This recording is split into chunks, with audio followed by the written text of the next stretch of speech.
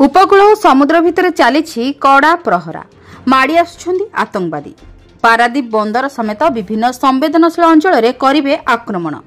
एही आतंकवादी मानकु धरिबा पई विभिन्न स्थान रे सुरक्षाकर्मी सजग। एही भली दृश्य देखिबाकु मिलित समराभ्यास आज आरंभ होइछि उपकूल मिलित समराभ्यास सागर कवच जलपथ सहित उपकूल रे सुरक्षा कड़ाकड़ी।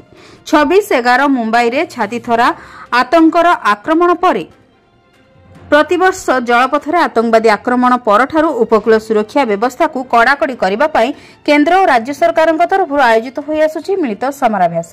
एही समराभ्यास रे सुरक्षाकर्मी रेड एवं ब्लू दुईटी टीम रे विभक्त करा जिबा सहित रेड टीम छद्मवेशी आतंकवादी भावरे विभिन्न अंचल रे प्रवेश करबा को चेष्टा करिवे एवं सेमानंकु धरिबा पई ब्लू टीम जलपथ और स्थलपथ रे सजग रहिबा सहित आक्रमण योजना को पंड करिवे। एही समराभ्यास रे Indian coast guard, Indian navy, marine police, Odisha police, मत्स्य विभाग, जंगल विभाग समेत विभिन्न विभाग सामिल हेबा सहित समुद्र भितर को माछ धरिबा पई जाउथिबा मत्स्यजीवी मानक मध्य सतर्क करा जायथाय।